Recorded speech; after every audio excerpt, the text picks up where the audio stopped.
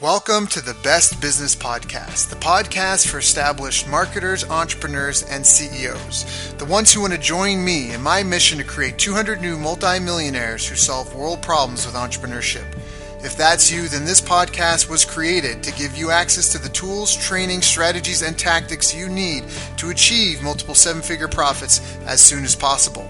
This world needs the best business you can build, so please get ready, open your mind, believe you can do this, and let's build a better world together for future generations. All right, hello and welcome. Thank you for tuning in. My name is Daryl Urbanski, and today I have got a phenomenal guest for you guys. It's very much an honor for me to be kind of having the shoe on the other foot and having a chance to interview him. Today, our guest is Ken McCarthy, a man many tout to be the godfather of internet marketing. He's definitely been a mentor and someone that I hold in high esteem myself. But back in 1994, he put on the very first internet marketing seminar with Mark, Andreessen, the man who created Netscape, the world's first internet browser. And since then, Ken and his system seminars continue to just really be a pioneer in the internet marketing industry. Pretty much anyone you know who's a name in the IM space has come through Ken's camp at some point. And not only that, but he's influenced huge things that right now we take for granted, like the banner ad. I think that was it was Rick. What's Rick's last name, Ken? Rick Boyce. Rick Boyce. He's touted as having invented the banner ad, but he gives Ken credit for even inspiring him to what was possible, and in fact that he came up with it, I think, at one of your system seminars. So just from direct response marketing to database marketing to the internet and traffic and conversion, Ken really is a pioneer, and he is someone that so many of us owe our careers, and just having been helped along the way, so many of us owe Ken our deepest gratitude. So Ken, thank you very much for joining me on the call today. How are you doing? I'm doing good, thanks. Yeah. It's great to be interviewed. Yeah, you're always interviewing other people. It's been years and years with the System Club, so it's probably been a while since anyone's interviewed you, eh? Yeah, I love the interview process. I think it's a great way to get good information, extract good information that otherwise might not get out. Yeah, and you're so good at that too. I mean, that was something I've been through your archive over and over and over, and it just amazed me the caliber of people you managed to connect with. And then exactly that, you were just really good with asking deep and probing questions. And like, how did you even get started in that? What were you doing before you started getting involved in the online marketing world? Oh, me? Boy, it's been so long. You know, it's now 21 years. Um, but going in, let's see, starting maybe maybe starting from the beginning. My first taste of marketing was a really simple thing. It was just getting more girls to come to our school high school dances. That's very And passionate. yeah, there was probably never a time when was more motivated to succeed with a marketing program. Um, and I went to an all boys Catholic school. There are such things, and so the need to get girls to come to our dances was huge, you know. Right, of And course. I quickly did some demographic studies. Didn't know what that meant, and didn't know I was doing it. And quickly discovered, wow, there's a lot of all girls Catholic high schools in New York City, and so I just had my friends get together. We made posters, and you go to St. John Baptiste, you go to St. Mary's, you go, and we we put up the posters, and the girls came. That's Uh, awesome. we went from having like a 1-to-2 ratio against us, two Right? guys for every girl, which I'm telling you is a horrible thing, Yep. to 3-to-1 in our favor, three girls for every guy, which I'll tell you is a great Great thing. thing, yes. That is awesome. Yeah. No, I used to do security at nightclubs when I was 19 as a side thing, just to make money. I hung out with my friends. We could always tell if it was going to be an easy or a rough night, depending on the girl to guy ratio. So I know exactly what The you're girl talking to guy about. ratio. So Um, Yeah, excellent. that's a very lucrative business, by the way, the nightclub business, if you catch it right. Really, eh? Um, Yeah. of course you do have a lot of expenses like big security guys to keep Yeah. things straight. So what did you do after that? After you got really good with filling dances with pretty girls? How did your marketing career progress? How did you, sharpen your Well, teeth and get the, the, involved? the next bit of marketing I did, and this is still while I was in school, this was when I was in college, was promote concerts. And I'm a big jazz Hmm. fan, have been, since I was in high school. Mm-hmm. And I used to bring jazz musicians to my campus. And jazz was not really popular in the '70s, late '70s when I was in college. It was it looked like it was about to disappear to zero. But I didn't care. I loved it, and so I'd bring guys down. But there's expenses. There's you had Mm-hmm. to rent the hall. You had to um, get Mm-hmm. equipment. Rent. Sometimes I had to rent a good piano for the good players, Hmm. and so it was risky, but I just applied my marketing experience from high school, and it was the same process. It's like, well, the show's going to start at 8, and there's no fooling around. You've either sold these tickets or you haven't, and that is a tremendous discipline. Uh, Mm-hmm. especially when you have $1,000 in 1970, Yep. $7. Yeah, and No, over. excuse me, was it? Yeah, it's late '70s. That was pretty big money. That's probably the equivalent of $5,000 today, believe it or not. Wow. Well, you could go to college. You could go to the best universities in the United States for 8,000 a year. Now they cost 40 to 50 a year. So Right. there's been a bit of inflation. So anyway, $1,000 was a lot of money, and if I failed, it was going to really hurt. So I made sure I didn't fail. So And I always say to people that live event promotion is a great way to cut your teeth because there's no hiding. You've either filled the seats or you haven't. That's such a good, that's really good. That's a powerful lesson because I think you're right. I think especially in this day and age, it's easy for people to hide behind their computer screens. And I know for myself as well that exactly once you said that, I was like, yeah, if I were promoting more live events. In fact, there was a couple of projects that I didn't want the pressure of promoting a live event because I was doing evergreen stuff. And for me, it's just easier to work with an evergreen thing. And as long as, you're at a net profit, there's not that intense like that fire, that deadline coming at you. So that's a really powerful point. Yeah, How did if I just can say this, I mean, live events are tough. They're tough to promote. They're tough to manage. Uh, it's definitely not easy. And yeah, if you can do it without that kind of pressure, the value of live events too is it creates deadlines. deadlines? Yeah. It helps you as a marketer Yep. because people can't say, well, I'll come to the concert tomorrow. Well, no, the Mm-hmm. concert's tonight. It's Mm-hmm. like Mm-hmm. Mm-hmm. and that's the scarcity. There's money Yep. scarcity. There's also time scarcity. But yeah, I love evergreen stuff. We don't need more pressure and stress in our lives. So if you can get around it, I think it's a good thing. Well, and that's one of the things, though. Like you're right, evergreen stuff is great and all that, but it's one of the things that I've really valued is you've been such a portal into the history of this industry, the history of marketing, and there's so many powerful lessons to be learned from understanding how things have evolved and understanding the lessons. And so, even though now we live in a world where maybe like the whole live event deadline, like there's now instead of having to be at a physical place, we can do it online. And hey, if you missed, I can send you the replay. And there's a lot of convenience there for us. But I mean, it in some ways it can make you lazy. It can instead of enhancing your skills, it can dampen them. Well, So I mean, you're a martial artist, and you get instant feedback when you're in the ring. right, You can't go in there and imagine that you did well when you didn't. right, You're right, pinned. right. No, exactly. Actually, Yeah. and before the internet, that was marketing. For instance, direct mail, which I did a lot of. Um, you're writing $5,000, $10,000 checks to put out a mailing, Mm-hmm. and that's on the low end, right? Yep. And you don't know that money's going to come back. Um, Mm, and you're only sending maybe if you're lucky, maybe you're sending 1,000 pieces in the mail, mm, or 500 pieces in the mail for. I mean, I'm sorry, for $10,000, you might be sending only 10,000 pieces of mail, right. or slightly more. Right now, in fact, already this morning, I've sent out, oh my God, over 100,000 pieces of email. I do that every day. It costs me nothing. Yep. If I get it wrong, it's like I don't lose any sleep over it. What's the difference? Right. Um, Right.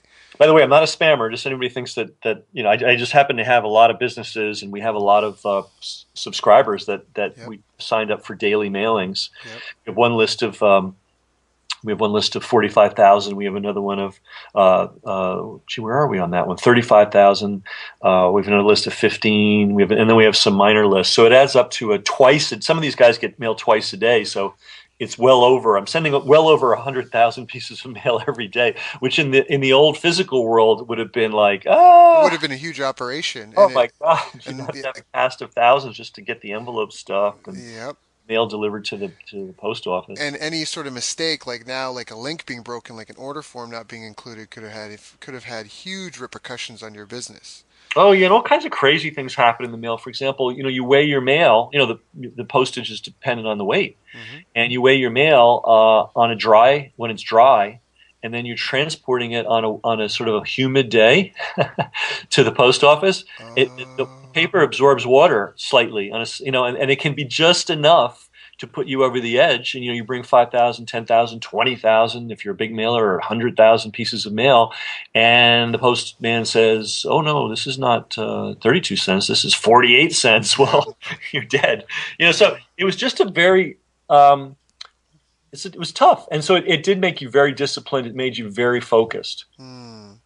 Now, how does that translate into the online world? That discipline and that focus and the lessons that you've learned and how you've seen them applied. I mean, what has been the kind of the what do you think are one of the main things that hold people back, or what do you think held you back even in your early days of internet marketing? Some of the breakthroughs that you've had and you've coached so many other people through in their careers. So when you talk about the discipline and the focus, how does that translate into marketing online, or even just marketing in this day and age? That's a really good question. Let me tell you, let me start with what I think, and you alluded to this early in the call, which is uh, studying the history of marketing and studying it widely.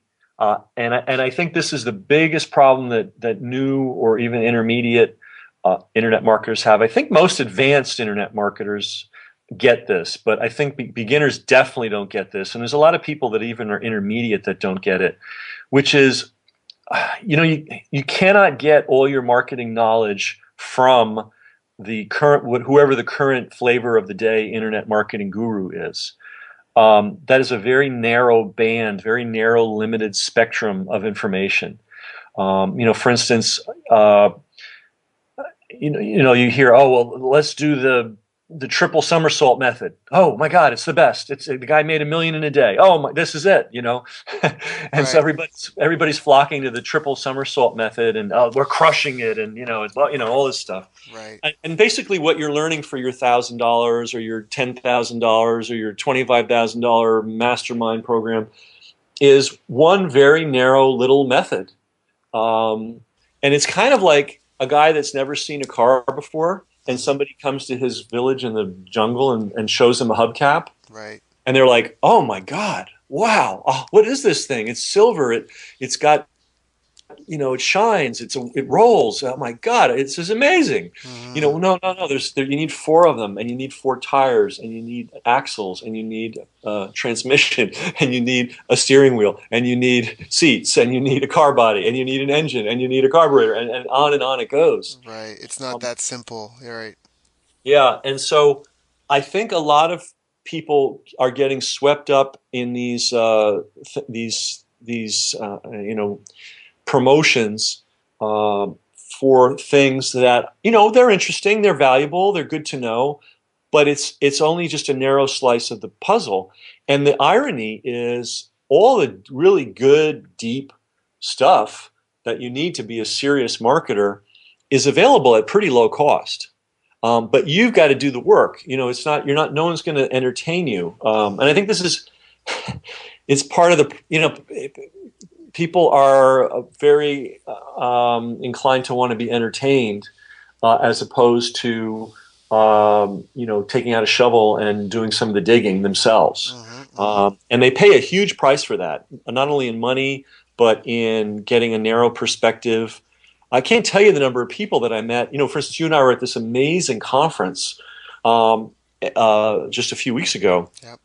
with Dan Kennedy, with Jay Abraham, Yep. with Greg Renker of the Gunther Renker infomercial powerhouse. Yeah. Just Yeah. top Yeah. gun guys. Yep. And I ran into so many people that said, "Oh well, I don't want to. Well, I don't know. Maybe I'll just. I'm waiting. I'm waiting to do my launch. I'm gearing up everything for the launch." And it's like, what are you talking about? There's 10,000 things you can do right now to expand your business and to put your business on a firm footing and get more sales and grow your expand your reach Hmm. and all this kind of stuff. And you're obsessed with this one heavily promoted, interesting, but why are you putting your business on hold while you're waiting to get the latest secrets of the latest doohickey? It's like, dude, you don't need to wait. Yeah. There's 10,000 things you can do right now today without having to go. I mean, I don't want to, I don't want to discourage anybody from going to a seminar or buying more information. I mean, it's all good, but be selective. Business is buying and selling, right? Hmm. That's the bottom line. Yep. So as internet marketers, we're buying traffic one way or another, either through our efforts or through literally buying the traffic, and then we're converting that traffic to more valuable customers. Yep. Well, the same thing comes with your information too. You've got to, there's books for $20 that are functionally worth $100,000, and Right. there are programs that are like $25,000 that are probably worth $20. Yep. you know, Yep. No, and it's yeah, it's so true. And sometimes people will pay so much more just to get that same information in a different format. So you said that before, and I believe it so much that buying someone's book is probably one of the best investments you can make because there's just so much value and content in a book. And people gloss that over. And a lot of people, like you said, they'll want to drop the $25,000 for the direct access to the person that, maybe that can be real benefit to you. But for a lot of people, they should have just started with the book. yeah, Um, you got to know where you're at, and I started with no money. In fact, I started with less than no money, and so I did, and luckily, there wasn't anything that these big programs weren't around, so it was like you had to do your own research, you had to do hmm, your own thinking.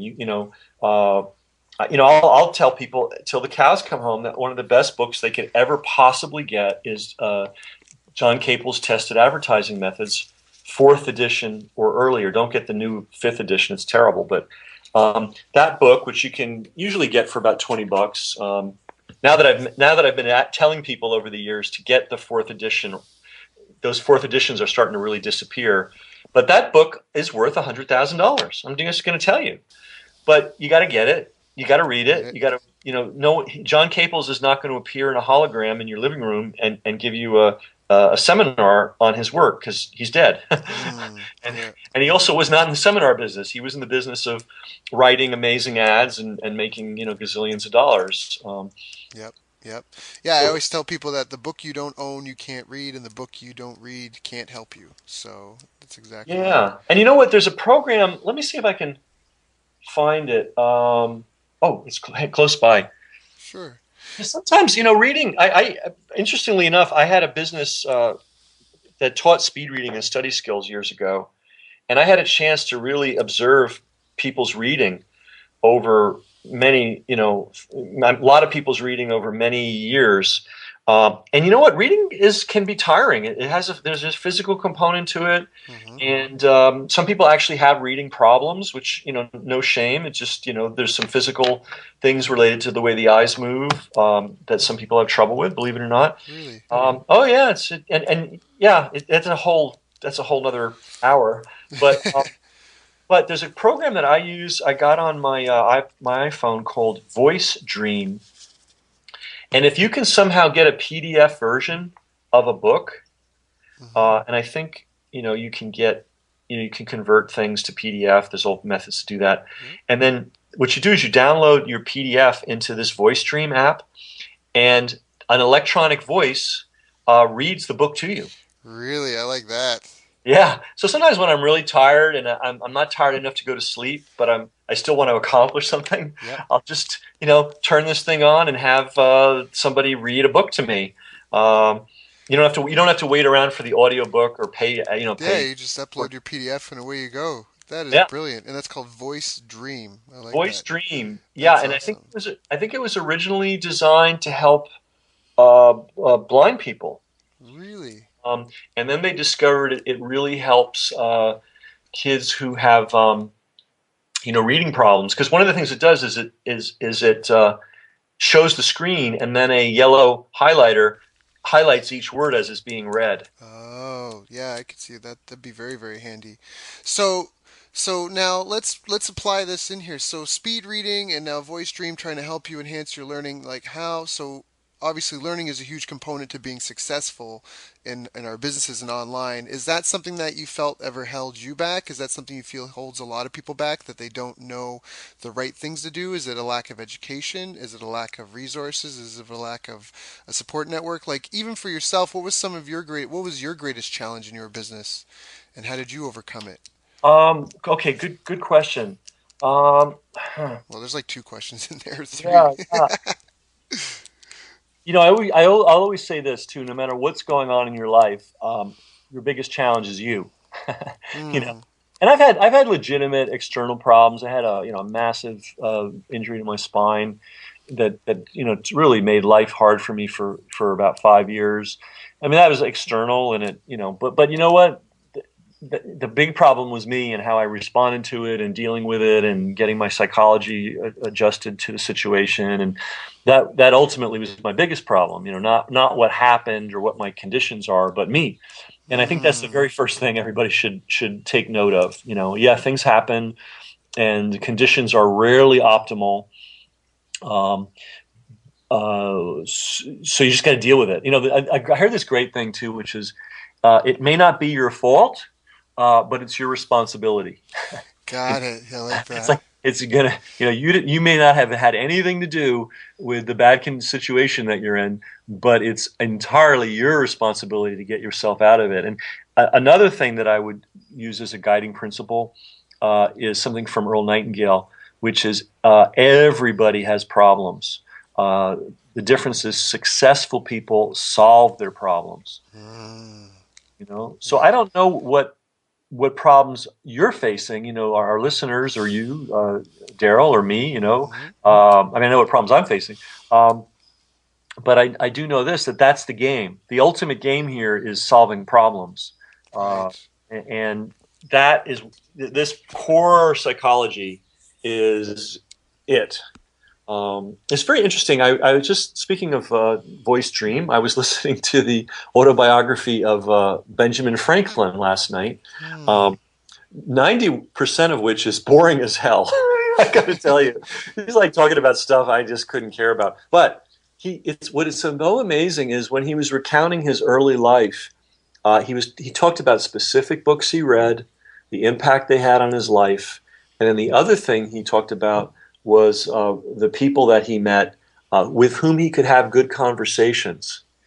And Hmm. it was a feedback loop. All right.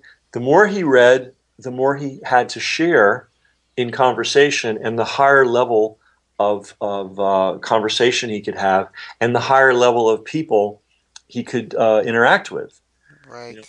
if you don't, if you come into the banquet with empty hands, people will feed you. I guess they'll throw you a bone, but there's not much they can do with you. Right. But if you bring stuff to the banquet, that's a big help. So Yeah. reading, yeah, I right. no, yeah, that's it's so profound what you just said because when you said it, I went on my own little visual like flashback to my life and my experiences. So I just want to repeat that again. It's just what you're saying about the books that he read and the people that he was able to speak with and converse with and how the knowledge he gained would fuel the circles he would be in and the conversations he would be able to contribute with and just this almost this virtuous cycle of education and surrounding yourself with a particular type of person, which fuels your education, which fuels why you're around those people. And of course it's all kind of centered around, I guess, your day-to-day life, your business, your how you're providing value to the world. Um, that's really profound. I mean, that's encapsulating kind of a few different things. I mean, when we were at, I think Gary Bencivenga, when we were at that conference, said Was it him? I don't know who it was, but just said that no, it wasn't. It was someone. I think Brian told me this quote Dick Benson had said that it's like the man with the most knowledge. What was it? The man with the most knowledge who puts in the most hours wins every time. It was something like that. That was It's like, Marty. I think that was Marty. Marty. was that Marty? It might have been Yeah. Marty. And Marty, let's look at Marty. What did he do? He started a business on his kitchen table. I think with $10,000. I can't remember exactly, but it wasn't a lot of money. And that business, cranks out over $100 million a year every year, like Hmm. clockwork. Yep. Um, and here's the issue. How did he get there? He did two things. Besides the fact he worked hard, he read everything he could, and he reached out and met and interacted with and networked with the smartest people he can find. In fact, he had a really great saying, which is, if you're the smartest person in the room, you're in the wrong room. Right. Right. Right. But we have to be careful, and I'm kind of going to go off on this theme here. We have to be careful. There's, on the one hand, there's educators, and on the other hand, there's, I don't know what to call them, let's just call them promoters. And of course, educators have to promote too. I'm not saying that it's bad to promote education. That's not what I'm saying. But there is, and you have to be sensitive to this and aware of this and hip to this. There's a lot of people teaching internet marketing who don't really care whether you get smarter or not.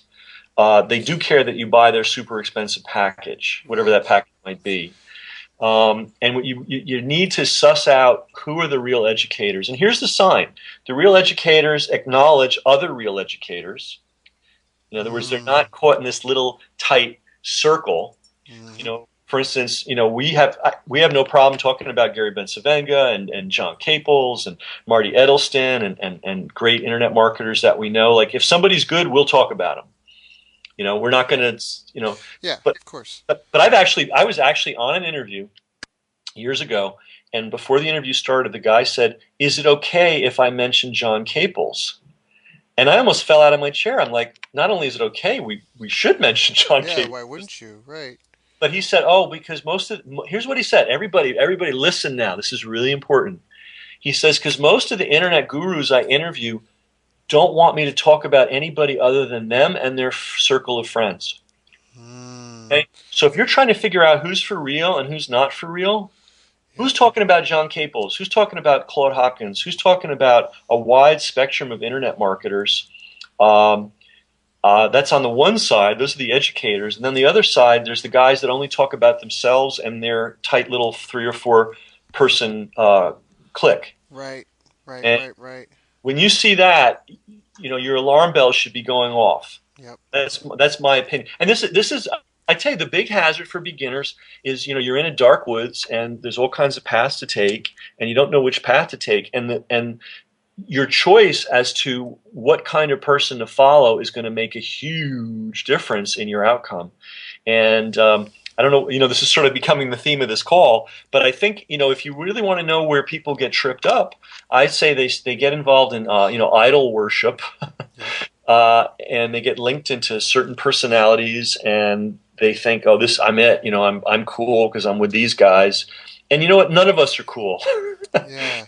We're either educated or we're not educated. If we're educated broadly and widely, we have a good chance of making good decisions. If we're you know caught in a little circle, no good, no good. So the way out is, we've already talked about it, reading as widely as you can about marketing in general. Hmm. And I put up a post on my blog about a guy that wrote a cookbook and now has a bunch of restaurants in Chicago. And it's like, what does that have to do with internet marketing? And I'm like, study what he did. Hmm. It applies to everything. If you're an info marketer, you should know this guy's story, because there's inspiration in it, but Right. there's also principles in it that you can draw from. So read widely, and then don't just sit in your room reading. Um, once you feel you have something to contribute, reach out, to other marketers, and build your own network of marketers. I guess the thing is, don't be a passive audience member. I guess that's what I'm. Now, obviously, when I go to a conference, I sit in the audience and I listen. I don't, run around and, Right. try to be, but in general, don't you, be a passive guy that just pays the money and sits in the audience and well, and you know, praises the guru. Um, be your own guy and learn your own, read your own books yeah, and and build apply your, it. yeah. Apply it, because that's mentioning martial arts. That's exactly what I feel like. I used to have a lot of people that would want to come when I had my martial arts school. They'd want to come and participate in the class. They'd want to learn the lesson, but then they would like, oh well, I had something to do. I just want to come, and I didn't want to. They didn't want to miss the lesson, but they would skip the drilling. Like they would like leave class early. Essentially, they'd show up, see what I was going to teach, and then leave. And I'm like, what? But what are you doing? Like that's the most valuable part, Or even when I'd show somebody something and it was like a three-step move, often people would be like, "Is this it?" And I'm like, "How many times have you done it?" They're like, "Twice." I'm like, "Do it 10 more times, then ask me if you're doing it right, because I can sit here and explain to you all day, every day, but it's only 3 steps." Do you know what I mean? And you know the 3 steps, so just go through it 10 times, 12, 15 times, then call me over, and then I'll help you. So I think that's really valid. I think there's a lot of people that get caught up in just consuming, consuming, consuming, and never producing anything with what they've learned. That's a really, really good point. And if we were to break this down, it's like a stool. You want to sit down on something that doesn't collapse. A one-legged stool, not good. Two-legged stool, not good. You need at least 3 legs, and those legs are learning, doing your own studying, networking, Hmm. talking with other practitioners, which is really an important thing. And then 3, doing, obviously, Hmm. you know, Yeah. and you can diagnose anybody's condition really quickly by looking at those 3 legs. Mm. Some guy may be doing all this stuff, but he's not doing any research. So he's wasting time, he's wasting energy, he's wasting money that he could have easily conserved by just having a little learning under his belt. Then you might have somebody else that has every book and every tape set in the world, but he hasn't applied anything. Um, and then you also have guys that maybe they're knowledgeable and they're doing a lot of stuff, but they're not taking advantage of networking. By networking, I just mean meeting people and talking with people and making alliances. Not everybody's going to be responsive, not everybody's going to be receptive, but you should always be looking to build your circle of marketing friends, basically. Hmm. Yeah, people that are doing what you're trying to do. That's such a powerful component. Jim Rohn has that quote, "You are the average of the 5 people you spend the most time with." And for me, it's been critical. I mean, sure I've done a lot of the reading and the education, but just again being introduced to you, who I was introduced to by Lloyd, and just like you say, just surrounding myself, getting involved, hopping on the calls, um, volunteering, trying to help people where I can. But I want to come back and talk about some more of like your experience and kind of how you've seen things evolved, where you think things are going in the future as far as the industry goes, and then talk a little bit about what you're doing now as well. Okay. Uh, Before that, you said something that's really important, volunteering. When you're a beginner and you don't know anything, or you don't have any experience, there's absolutely nothing wrong with helping people for free. Yeah. You know? And I actually still do that. Sometimes, the amount of effort it's going to take for me to explain why somebody should pay me a lot of money for my knowledge, they're never going to get it. So I just help them. Hmm. But anyway, if you're a beginner, yeah. And here's the other thing too, and I don't feel that you're going to monetize 100% of your effort, like that every breath you take is going to be monetized. That's a really backward, and I know people teach that, and I think it's a really backwards view of things. What really happens is you do a ton of stuff, you create a ton of value in the world, and you monetize a part of it. Hmm. That's what really happens. So I think I want to stick to these basic things for a second. Then I'll be happy to tell things about my story. Yeah. But I think this is really important for beginners, intermediate, advanced, everybody, because we all forget this lesson. You don't get one-to-one. I give, I get, I give, I get, I give, I get. Um, um, Brian talked about that actually at the Yep. Titans conference. I think it was really profound. You just give, give, give, give, give. Sometimes it's going to go into a black hole and you're never going to see it again. Sometimes you're going to get maybe a very minimal return. Hmm. Sometimes you'll get an equivalent return. Sometimes you'll get a triple grand slam, return that so huge you can't even imagine. And so Hmm. the key is not being miserly and just I'm going to give a little effort. I'm going to give the lead. There's an ethic in the bad side of internet marketing of do the least you can possibly do to get the biggest possible result. Now, I believe in efficiency and I believe in not wasting effort. And certainly there are times when you can do something very efficiently and get a huge return. But psychologically and energetically and the way you look at the world, you really got to think about being a producer and creating and making and trying and reaching out like with high energy, Right. as high energy as you can manage. Right. Right. Right. And if you're sitting there waiting for the return on every single bit of exertion you put out, you will never get anywhere. I'm going to tell you that right now.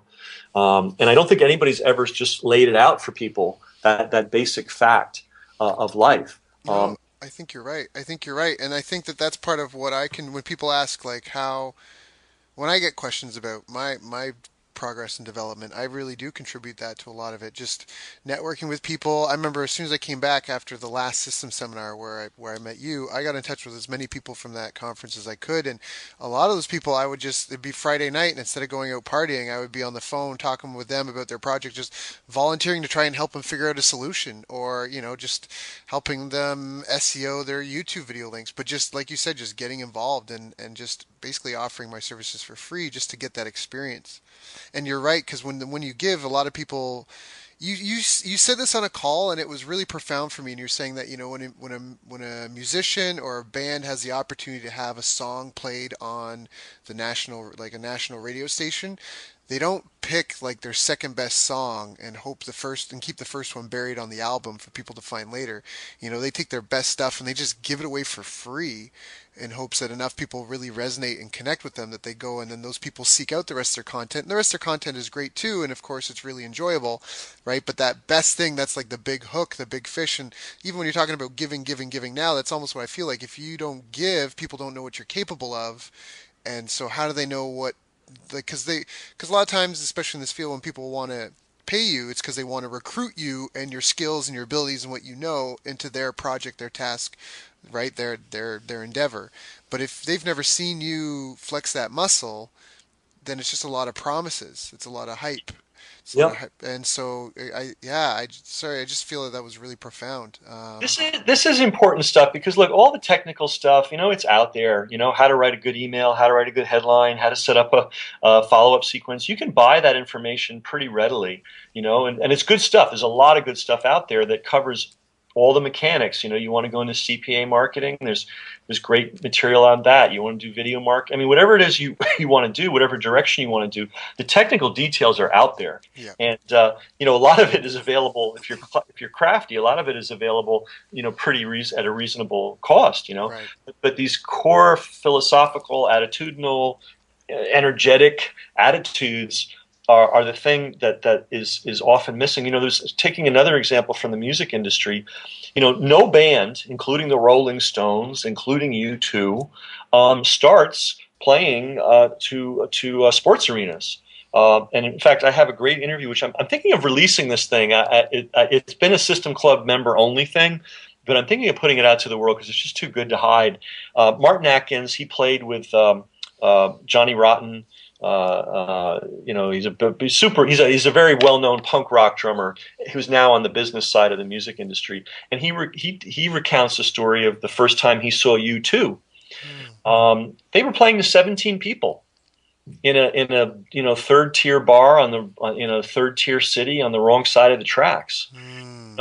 Now they could have said, well, gee, we don't really want to put our energy into this because it's, but no, when you're in the music business, every show, whether one guy shows up or 100,000 people show up, you give it your all. Right. And this is critical. This is a critical concept, and you want to apply it to marketing. I kind of straddle in some ways both worlds of entrepreneurial internet marketing, and then also the sort of the Silicon Valley startup stuff, which is another world. And that's actually where I really got started. I knew the Yahoo people when there was just four of them. I knew seriously, literally, Yep. literally. Yep. I mean, in fact, I still think it's so crazy. Your first impressions are lasting. I still think of those as young guys just trying to figure it out. I knew Netscape when it was 8 guys. When, gee, I didn't think they were going to make it. Yep. Uh, they ended up with thousands of employees and they sold themselves to AOL for hundreds of millions of dollars. But what I want to so I'm constantly paying attention to what those guys are doing. It's a different business model than we have, and it's a different way of doing business in some specific particular ways. But I heard a really good talk, and I wish I could remember the guy's name because I'd love to give credit where credit's due, but I'm drawing a blank. But he made a really, really good point. He goes, look, when we all go to school, and when you're in school, what do you have to do to succeed in school? Well, you show up. That's step one. You stay awake or at least appear awake during classes, Right. right? You cram the night before the test, Right. and throw out all this information on the exam, and then of course you forgot it 2 days later. Doesn't matter whether you apply it or not because everything's intellectual, everything's theoretical. Right. And if you do all that, you'll get A's and B's, and everybody will pat you on the back. And of course, the thing is to do as little as possible. And everybody will pat you on the back. You might even get a certificate. You'll get a diploma. Everybody will be happy with you. Right. That is the worst possible training and condition for the entrepreneurial world.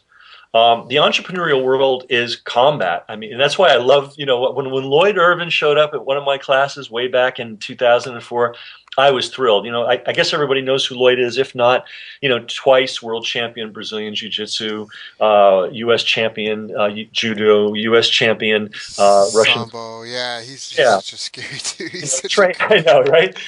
Trainer of champions, and I was so happy when he showed up because certain fields like martial arts, like stock trading, there's some other ones. You just can't pretend that you're successful when you're not, right. and it's brutal. The feedback is rapid and it's brutal. If you go in there unprepared, you're going to get your head handed to you. Yeah. And I don't want to scare people away, but that's the game we're playing in marketing. This is not playtime. This is not a little theoretical exercise where you dabble a little bit, you try a few things and maybe they work, maybe they don't. This is all out war. And I'm not talking about, war, in the sense of blowing things up, No. but the kind of focus and exertion and all out energy you need to put in to build a business. And, the legs of building the business are, number one, having a great product. This is not mentioned enough in our internet marketing world. In fact, there are certain gurus that flat out explicitly tell their students, don't worry about your product. Yeah. And I'm telling you, that is the worst possible advice you could ever give anybody. And, it's very popular advice. It sounds great. It's like, oh, I don't have to worry. I can just throw up any old crap and it'll be great. Really, really bad advice. Product quality. And now we'll get into some of the lessons I learned that may be unique to me. Product quality is a marketing amplifier. All right. What do I mean by that? Well, you put out a certain amount of energy to market a product. If your product is crap, you're going to get a lot of returns. And complaints. Which means you've lost money, but you've also burned potential customers.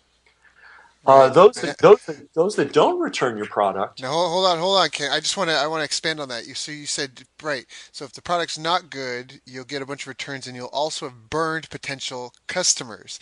I just want to highlight that just because they bought your product doesn't mean that it's over. What you're killing is all the future sales you could be making off all the other products and services you develop. Right, and this is what you just said is absolutely critical. Marketing is not about selling; it's about continuing after the first sale. Right. Okay. Right. And that's the game. And that's why even if you don't have an ethical bone in your body, it makes sense that you would want to have good quality products because that's what's going to lead people to buying more of your stuff, and all the money is in the back end. So, sorry, I just wanted to interject there because we glazed over that. But for some of the people listening that are new, they may not understand that deep, profound importance to that. What you're really trying to do, and this comes from the old mail order people and the old direct response advertising people, but it absolutely applies to the internet too, is what you're really doing is you're acquiring customers. Think of a customer, if as a money making machine, right? It's a little machine that makes money, right? If you could acquire a money making machine, the more money making machines you could acquire, the better, right? And the longer those machines run without breaking down or totally going out of commission, the better. Right. So, I mean, if you want to, yeah, right. If you want to take all the ethics out of it and just be cold blooded, the rational thing to do is to have a good product so that people will be encouraged to, first of all, to keep the product. Right. Second of all, to buy your next product and your next product and your next product. There's also another element to this, and this is something that I talked about in my article on the cookbook author that became the restaurant owner. If you do really, really, really, really well on your product, you're going to get a lot of free advertising. Well, number one, people are going to tell their friends. Then you go, wow, I just got this book. It was amazing. Or I just went to this teleseminar. It was awesome. People love to brag about good stuff that they've acquired. Um, they're not going to brag about, yeah, I bought this thing and it's crap. So you lose, you get returns. And there are people that just think, oh, who cares? They have, there's a terrible phrase in certain elements of business called churn 'em and burn 'em. And the philosophy there is, oh, well, there's so many people out there, it doesn't really matter. Just keep churning them. Such a bad perspective. Yeah. And you've got to be careful. And then we've talked about this already on this call, but there are different cultures in marketing. There's a churn 'em and burn 'em culture. These guys tend to think they're, hot shit, and they're gunslingers, and they're just so cool, and they don't care, and it's all about the money, right? Yeah. And then but the other side of marketing is, no, marketing is a part of business, and business is bringing value to people at a profit. So if you have a good product, not only will people tell other people, but important people in that niche will support you spontaneously. And since I've referenced this article a couple of times, let me go into the details. So this is a really important lesson. Everybody wants to be an infomarketer, and there's a lot of good reasons to be an infomarketer. I'm an infomarketer. It's a great business. But people misunderstand it. They think it's about cutting and pasting some ebook together and buying some ads, and it's not about that. It's about having really good information and then packaging it well. And here's how far it can take you if you do it right. There's a guy named Rick Bayless, and he did something very unlikely to succeed in the 80s. He went down to Mexico with his wife, spent 6 years learning all about Mexican cuisine. Now, there was nothing less likely to produce financial success than that adventure that they took. I mean, especially in those days. Now, people are more hip to good food, and there are more foodies around, and there's a whole food culture. But I'm telling you, in the 80s, it was all Chinese food. Nobody cared. There wasn't any of this Thai and this, Thai food, and Right. just didn't exist. People, hamburgers, hot dogs, maybe some Mexican spaghetti. That's it. That's about as sophisticated as Americans were as far as food was in the 80s. And then, of course, Mexico, very wrongly, doesn't have a very high reputation in the United States. So to go to Mexico and learn the cuisine of Mexico in the 1980s and spend 6 years doing that, insane. Just the dumbest thing. Right. Yeah. Right. So but what they did was they wrote an amazing book, and it was so amazing that the top food critic of the New York Times said, "This is a great book. Everybody, stop what you're doing, go out and buy it." And here's the key: that never would have happened if they'd done a cut and paste crap ebook. Right. Right. Now, I'm not saying go to Mexico and spend 6 years studying an esoteric thing that nobody is interested in today. But what I am saying is, if you want a tall building, you need a deep foundation. If you want to make a lot of money, you're going to have to dig a deep foundation. Don't think you can cut and paste crap and do some little scammy things, and the money's going to come in and it's going to be great money. You'll get a trickle, Yep. and it will trickle out and it will go to nowhere. Dry up. You're so much better off doing something of quality. So that's one. I really feel that 90% of what I talk about is when people get taken up by cults, Yep. and they get and the families hire a cult deprogrammer. Yep. Yep. Yeah. No, I totally agree. It's funny because I've been trying to think of his name because I just when I was at a different event well last week, and one of the guys there, he said it so well. We were having dinner at the sushi place, and he said he attributes all of his success to his skill set, his mindset, and his environment. And he said those are the three things. And so just exactly, you're right. The mindset is so important. These people, a lot of these people are selling like you can buy a box of tricks and the tactics, and that's something I picked up from Dan Kennedy. He said the principles never change, the strategies sometimes change, and the tactics frequently change. And I really kind of keep that to heart, and I made sure I stayed at the strategic and the principle based level, and I hire help for a lot of the tactical stuff that changes. And even if you try to stay, like yesterday, I have an assistant that I used to work with when I was marketing director at a different company. He messaged me because he was asking for help because the Facebook pay-per-click ad interface changed again over the weekend. And that's like at the tactical level, his day is really spent trying to get caught up with the new tactics of it. But for me, where I'm doing now, I'm like, oh, really? Like I'm already working with an agency, but that's their concern, not my concern, because I'm operating with them at the strategic level and the principle based level. But if I didn't have the right mindset, if I didn't have just the stuff we're talking about, if I had this overnight success ideal, if I just didn't have a good solid foundation, it'd just be so easy to get swept away when something small changes. I really like what you said. Could you repeat the thing that Dan said? Because that is gold. Oh, what Dan said, the principles never change, the strategies sometimes change, and the tactics frequently change. and Yeah, that and that's where we're at now, where a lot of these people, they put out these $1,000 courses, and it used to work, but it doesn't work anymore, right? yeah. um, and that's because the tactics have changed. And then I really liked, his name was Christopher, I wish I knew his last name, but he was saying skill set, mindset, and environment. And I just think that those, I'm like, yeah, even this call we're talking about, it's, education to develop your skill set. Environment can be what kind of, like, where do you live? It can also be the people you surround yourself with. And then the mindset, like if you go into things with the wrong mindset, if you're trying to squeeze people for dollars, if you're just trying to make sales and hope your customers don't call you, like Yeah. like that sort of thing. It's Yeah, just let's talk about that because here's something unique. I think everything I've said, I know it's sound. People may say, I know this, I've heard this before. All right, let's talk about some things you haven't heard about before. I'm sure everybody's heard of Pinterest, right, right? right, That right. Some people use it for marketing. I think in certain niches, it's a good marketing channel. right. Um, and it's a big business. Those guys are making money, and they're getting millions of dollars in investors, and it's they're going to have a big payday someday when they have their IPO. Do you know how they got started? No, how do they get started? Okay, and this by the way, this is state of the art Silicon Valley high end startup wisdom. They did not buy ads to get people to come to look at Pinterest. They went to cafes and chatted people up one on one, showed them their interface, and asked their opinion. Let them play with it and ask their opinion. That is That, awesome. that's how they built their customer base.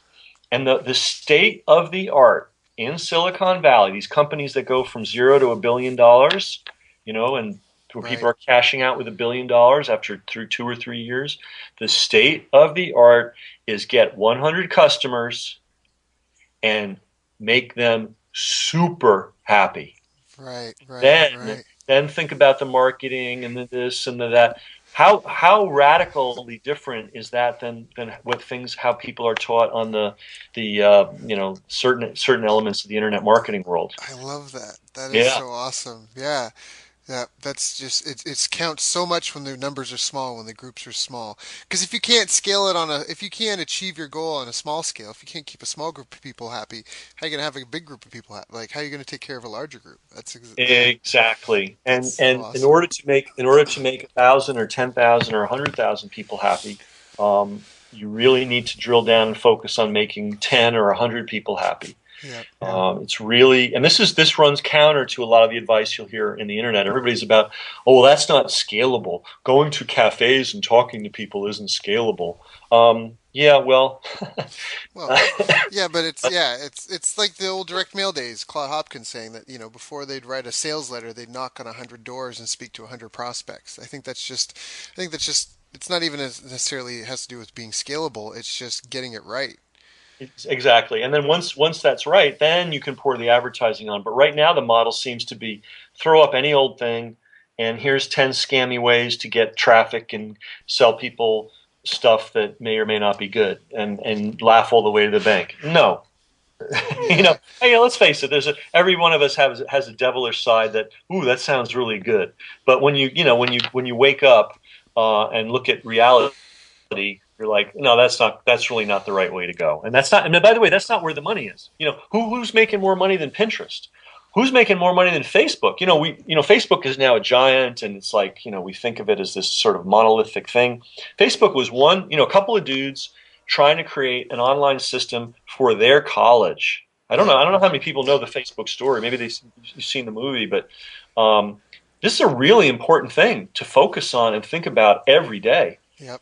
the biggest One of the biggest forces in the internet world today. The owner I think is worth $23 billion. I mean, it's just insane what the guy did.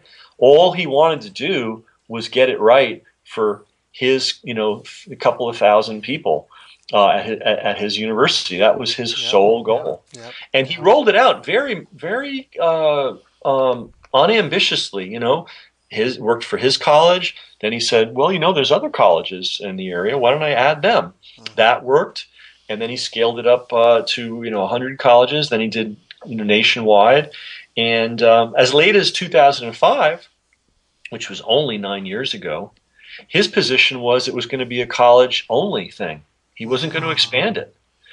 So this idea of sitting in your market, getting deep into, and this, by the way, this was the big theme at, if you did, anybody listening to this that wasn't able to go to the Titans of Direct Response, I assume Daryl is giving you a report on it. If not, Daryl, I hope you do. I hope you Yeah, spend, I'm definitely going to. yeah, spend an hour or two or three or 10 or a month uh, just talking about the things that went down at that event. Yeah. And, just I'll give a really quick thumbnail. We had the absolute best copywriter of the last 50 years.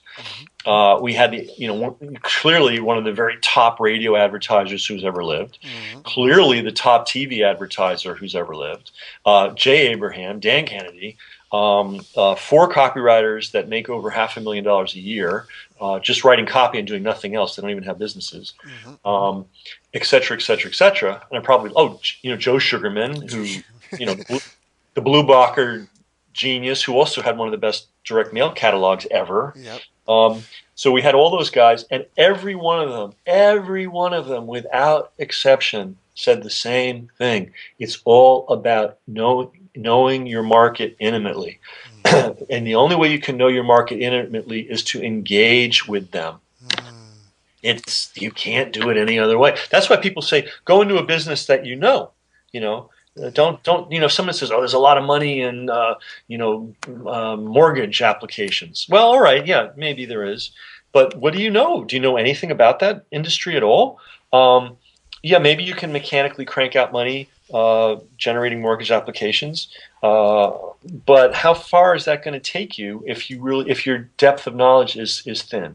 You Well, know? yeah, it's the difference between building something that kind of makes a little bit of money versus something that has like I don't know, the chance to for sustainability and like a real business, a hobby versus a business, I think is what it is.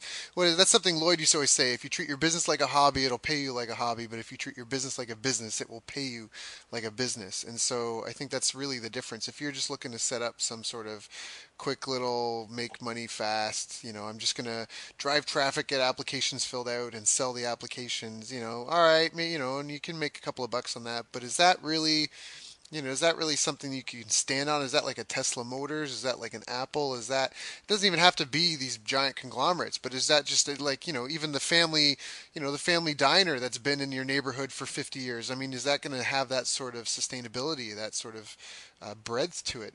Or is it just kind of like that thing that store that opened up and was there for a couple of months and then now it's just a vacant lot again? I think that's kind of the difference. Ken, something that came up that I wanted to ask you about when you were talking is I've heard different people say different things. Some people say you want to create the product first, and you want to have like we mentioned here, you want to have five people in it that are they're so happy, so like they're just overjoyed with your product. And I've heard from other people that you should get your sales process up first because until you have sales, there's no point in the product, and that you really want to have that sales process down and be refining that, and you can just shut the traffic off, then make sure your people are happy, and then go back to turning that on. I mean, this is kind of a chicken or the egg question. Which comes first, the chicken or the egg? Which comes first, the sales and marketing, or the product? And Great. This is a really good question. If you look at, and people are maybe going to go, oh no, I really don't want to hear this. But if you look at the people that have been really successful, let's take even the narrow internet marketing world, without even going to beyond, invariably, without exception, it started not with the product or not with the marketing. It started with an in-depth study and understanding of the market that they were going to go into. See, this is what's missing. You asked me what's missing, what people are tripping over, and we alluded to it just a minute ago. The more you know about the marketplace you're in, the customers, their their needs, their desires, their fears, their worries. That's where you've got to start. Knowing that. Let me give you an example. I won't name any names, but there was a guy who, he's huge in the dating, how to date or how to pick up chicks or whatever it is, marketplace, and huge guy. Everybody would recognize his name instantly. He spent years as a kind of twerpy lurker. I mean, and you know what? I only say that not to put him down, but maybe to encourage everybody. It's like he did not start as some super slick, sophisticated guy. right. And I got the tapes to prove it. He was kind of a twerp. Still, I guess they. And he just and you know what? Had he created a product at that point in his evolution, oh my God, it would have been a disaster. It would have blown up in his face. And yeah, he might have been able to craft a super slick sales process, but all he would have been doing is quickly spreading the word that he was a twerp. Right.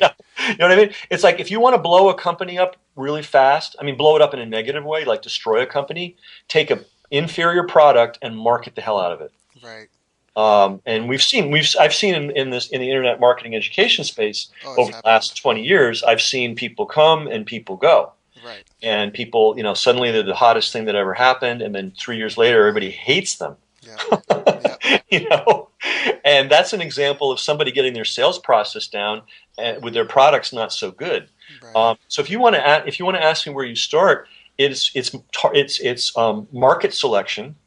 Mm-hmm. Actually, let me talk about the 3 phases of business, right? And then we'll go back to this and fill it out. 3 phases of business. Phase number 1. Wandering, lost, and aimless in the desert. Right. Phase number 2, hair on fire, racing to getting critical mass as fast as possible. Step number 3, improving your processes and systems, and to the extent that you can, taking yourself out of the business and employing others to do the actual operation of the business as much as in every level that you can do that. A lot of people that, and the idea of, other people are going to do the work for me. Oh, that sounds so great. And then, in fact, there are people that sell courses on how to, do all that stuff. But until you have a business and there's revenue coming in, that's kind of premature knowledge. If you've got zero income and you don't have a business, you don't have a business idea, learning how to delegate and learning how to get 10,000 other people working for you is kind of like, it's like saying, well, here's how you build a plane and fly to Europe. Well, that's, I guess I could build but I don't have a plane, Right. Now, other people, so what's missing is the reality that there is for everybody, for the founders of Facebook, for the founders of Google, for the founders of Apple, for Ken McCarthy, for for Daryl, for whoever draws a breath on this planet, there is going to be a period of time that you have to go through where you're wandering, lost in the desert, trying to figure it out.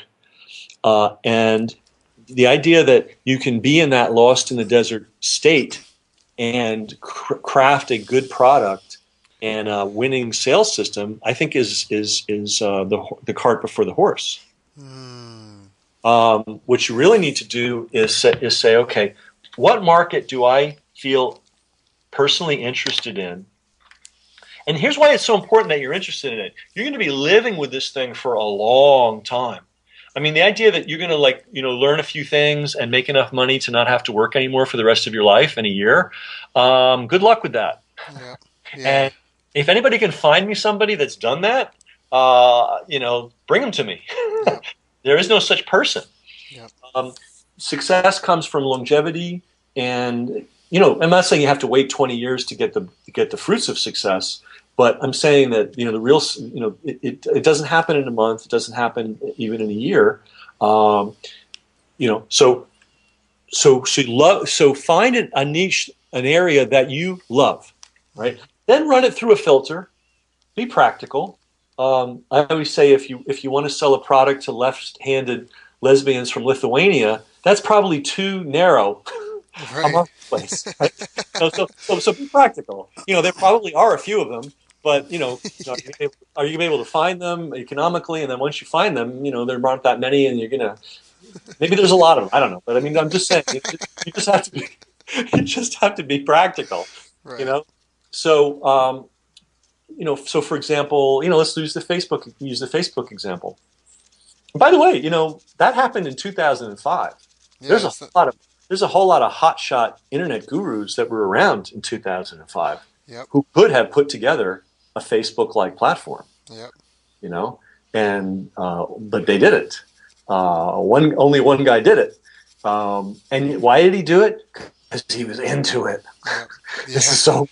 He was into it. Why is Lloyd so unbelievably successful in training martial artists? Because he's so into it. He's so passionate. Oh my God! He's so And passionate. I know he's got a lot of other niches, sort of mechanical things where he'll hire someone to create content and they'll buy traffic and they make money. But believe me, the lion's share, I think he'd let all those things go tomorrow if he had to choose between all his peripheral activities and his core.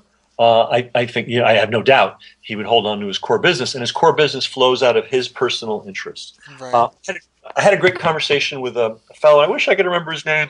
He's really the godfather of all creative real estate investing. I mean, he was doing all the no money down for real in the 60s, and basically all the people that teach it now, they're just riding his coattails. He invented all this stuff. And I was talking with him, and he was talking about his kids, and I said, well, I guess you advise your kids to go, because he knew everything about real estate. I mean, he's a guy that literally could walk into a town and a week later own $1 million worth of property without having taken a penny out of his own pocket. Right. He could really do that. And by the way he'd do it, he would knock on doors. Really? He would go into a neighborhood and knock. He would go door to door and go. He had no money when he started. Right. And so he'd say, I'm thinking of moving to this neighborhood. Can you tell me if there are any houses for sale? Really? Is that it? And just to start that conversation with the owner. And what would happen is sometimes the owner would go, oh my God, here's somebody I can unload this house on. Or they'd say, oh yeah, well my cousin's thinking of selling her house. Right. Or yeah, there's a guy around the corner, he's got a house for sale. So he would do like 100 doors a day, a lot of work. Yep. But within about a week, he would have all kinds of, because it's all about deal flow. This is a really important concept. If you're looking at one deal a year, you're probably not going to find many good deals. Right. If you're looking at 10, 20 deals a day, the law of large numbers says you're going to come up with some amazing gems. Right. So anyway, this was the kind of intelligence this guy had. He just made things happen in the real estate world. He knew how to, work on cash flows and discount mortgages, and I mean, just anything related to real estate. This guy was. So I thought, when I asked him, well, you're going to encourage your kids to go into real estate. He said, oh, no, I encourage them to go into something they love. And here's the key.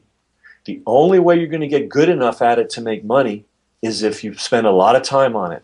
And the only way you're going to spend a lot of time on it is if you love it. Right?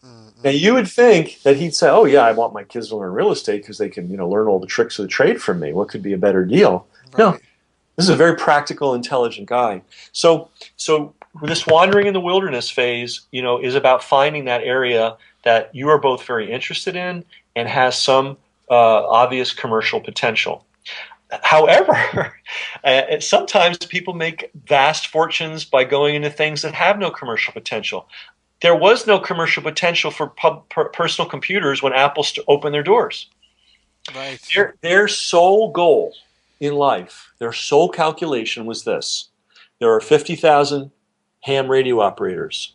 That means there are probably around 50,000 people in the United States crazy enough to want to hand make their own computer from our parts.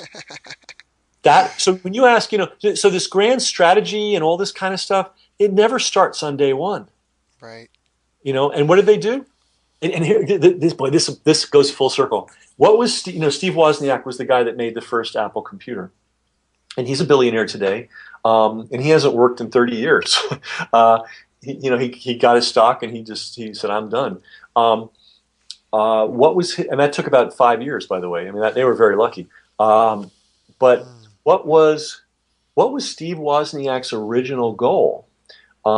His original goal was to make a computer that was good enough, a personal computer, that was good enough to impress the 50 members of the Homebrew Computing Club. That's right, I remember that.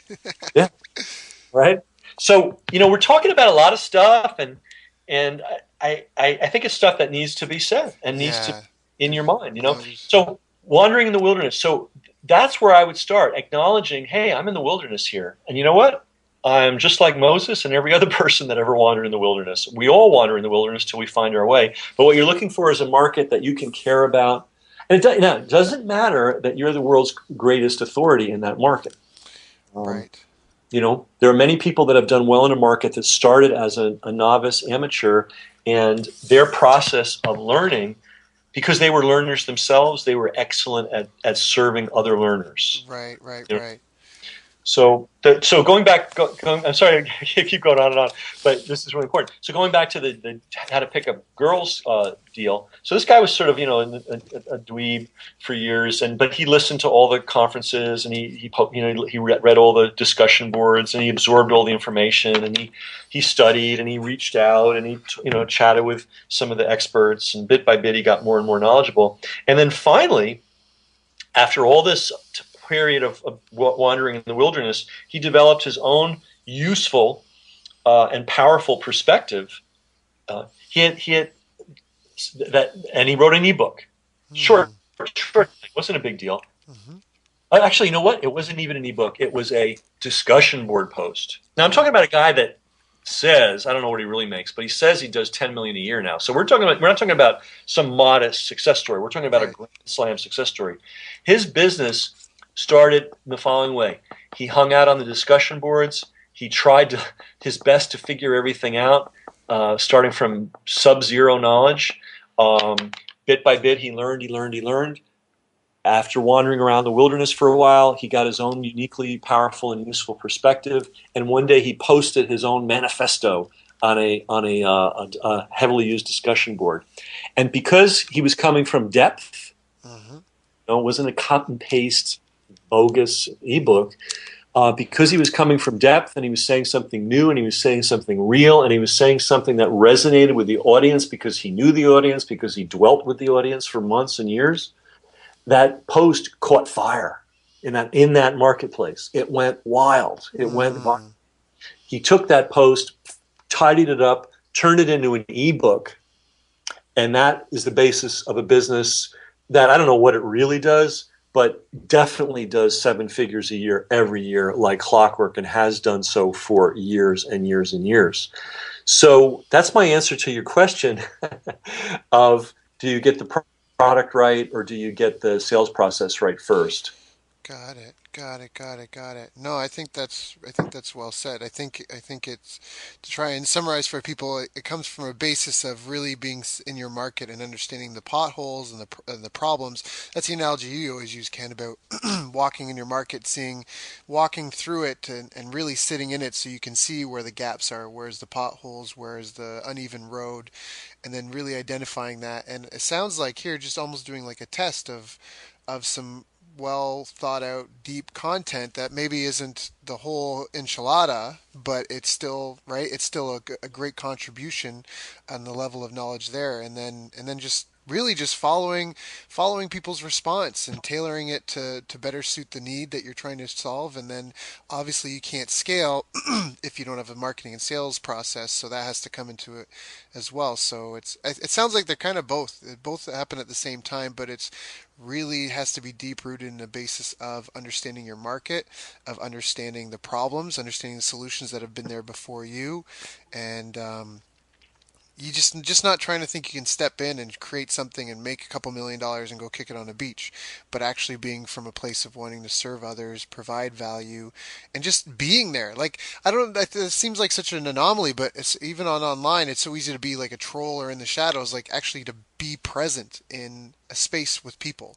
To yeah, I think Well, like let's really look at the internet marketing.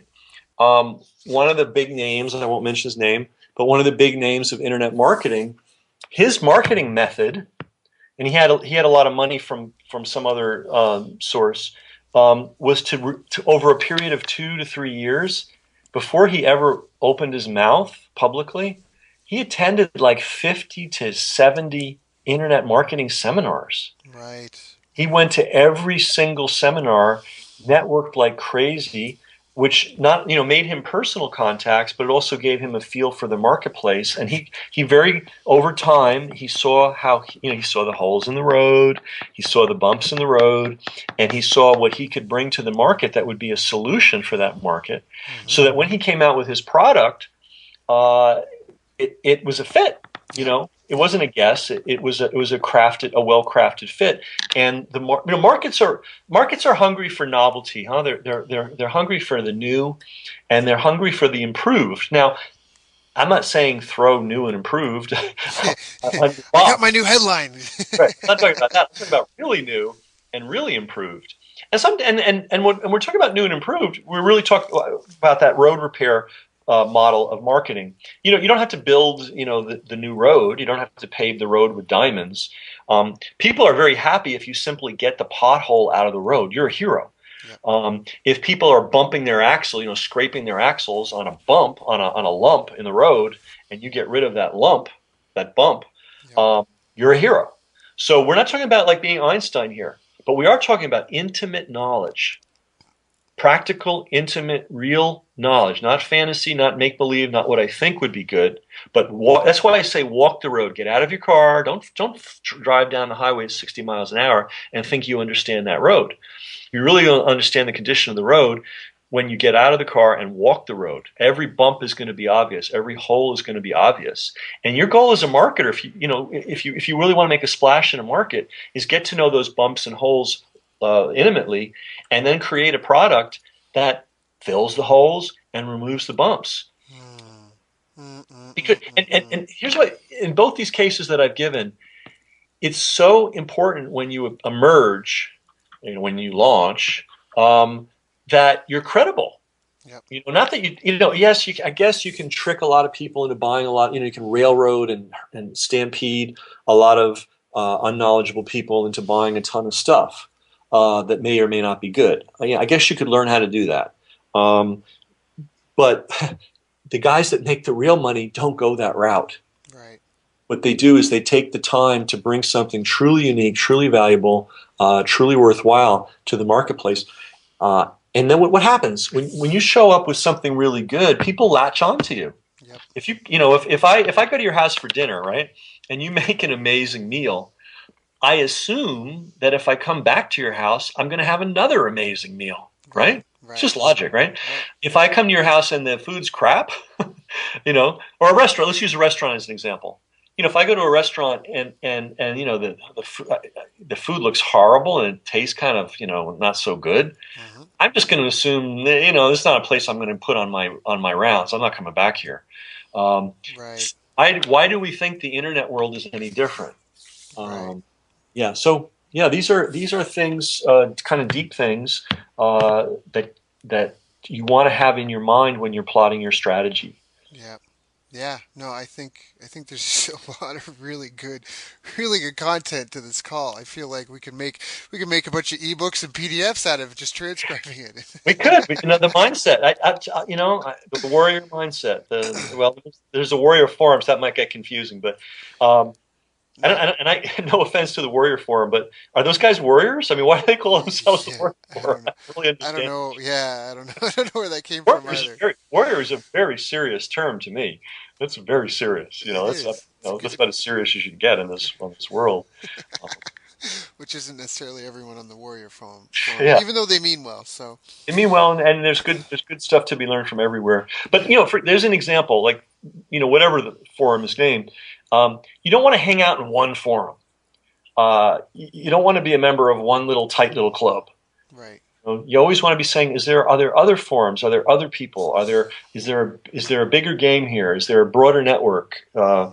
Are there other books I could be reading? Are there other people I could be following? And so, if we take this full circle, I have this copywriting course that I have. At the very beginning of the copywriting course, I always say I can tell where somebody's at as a copywriter by asking who are your heroes, Mm, you know, and that applies in internet marketing too. Who are your heroes? yep. And if you tell me it's these three or four guys that just hang out together and never, talk about anybody else, I'm going to say, wow, you know what, you have a problem because you're plugged in to a environment that is deliberately limiting your education.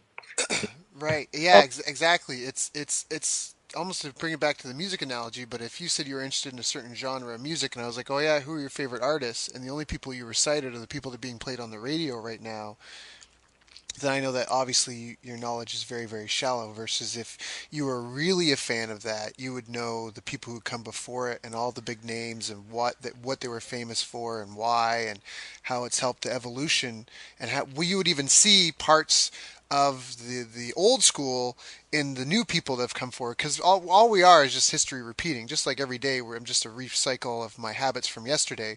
It's just year after year, generation after generation, we're all simply little bits of history repeating, just hopefully becoming a little bit smarter, a little bit wiser, a little bit sharper, a little bit better. um, but it doesn't take a lot. I mean, it's yeah, just small changes can swing big doors. Even in the evolution, like you're saying in the product, you don't need to build a whole new road. You just need to be the same road, but without that pothole. Right, the roads, and by the way, if we're talking about what market should I go into, that's why the road analogy I think is helpful. You don't build the road, the road's there. How does that apply to marketing? Well, you don't build the market. The market's there. Like there's already guys that want to pick up girls. There's already people that want to make money on the internet. There's already people that want to be better fighters. You pretty much never want to go into, and even in that guy who went to Mexico for 6 years, there is a world of people that are interested in international cuisine and want to try new things. So that even though it was a smaller market back in the 80s, it was an existing market. Right. So that's rule number one. Is there a road? Mm-hmm.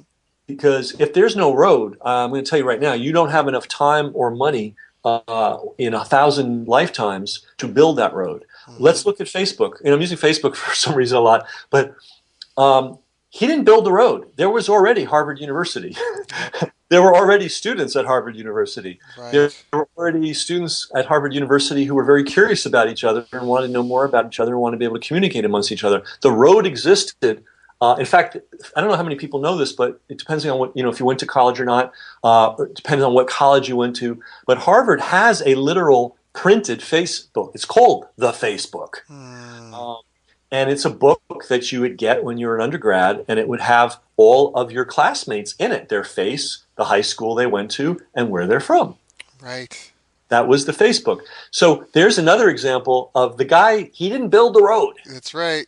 He saw lumps and holes and he filled them with software in his case. Yep. So I think I've just given you a multi-trillion dollar Yeah. insight into how the world really works. Make sure there's a road, get out of your car, walk that road, look for the holes, look for the bumps, create a product that removes the holes or fills the holes and removes the bumps. And the cool thing about this is, like, you don't need to be a rocket scientist to know how to fill a hole. Yeah. You Yeah. know, Well, and you see the problem, you fix it. You know? yeah, and that's exactly it. Just let people tell you what's missing. That was like Michael Fishman. He gave the advice of looking at the negative reviews on Amazon to help figure out, and that's just one strategy, and it's not the end all be all. But that's exactly what you're saying. You don't need to be a rocket scientist. People will tell you. It'll just be there, and then really, I think it just comes down to just maybe beginning with the end in mind. So you want to think in terms of how can I scale it? Because obviously in Pinterest, their goal was never to scale it through coffee shops, but and cafes, but they knew that they needed that. They needed real, live, breathing people. They needed to make what we talked about in the beginning. They needed to make a small group of people, be able to make a small group of people happy in person and in real life before they could scale it and have that user interface be used by tens of thousands and hundreds of thousands of people all over the world that they can't actually sit down and talk through using their site. So I think that that's really instructive, those kind of pieces there. And something that I picked up from Michael Gerber is the rule of 10,000, I guess. And so that's basically it. I mean, even with the Facebook, it's hard to scale that. I mean, it's a printed book and you can, but to collect all the photos and all that. So that's where I guess what Zuckerberg, what his contribution was trying to find a way to make it easier to do and scalable. And so just keeping that piece in mind. I guess it's an art and science because you need to have the small group intimate interaction to make sure you're getting it right. But then you also want to make sure that you're laying a foundation that can really grow and scale. And then you also need to have the actual problem, the hole in the market that you're solving. And that has to have the ability to scale as well. Because if you find a hole in the road, but there's only 10 people, like you say, like, you've got, I don't know, tennis players for whatever reason. I forget what your example was, but the left-handed lesbian, It's from Lithuania. yeah, from wherever. But if there's only 10 people, then you can't scale that. Then there's no scale to that, right? So even if you're ready and you can handle 10,000 of them, if there aren't 10,000 of them, again, you use the analogy. If you're trying to swim in a pool with no water, I mean, you're just going to end up getting hurt. So I think it's this art and dance of those kind of components of understanding the market, of having real people that you're serving, and then also understanding that eventually you do want to roll and scale this out. And so keeping that in mind. So however you are serving that small group of people, making sure that it can translate into a way, shape, or form you are able to scale it to serve tens of thousands and hundreds of thousands of customers. And this is to answer your original question. This is where you start with these considerations, and the technical things you pick up as you go along. The idea that, if I accumulate tons and tons of technical know-how, a business will flow from that. Not at all. You can be the most. I mean, I know people like this. They're the most. They know more about internet marketing than I do. They know more about specific techniques than I do. Right.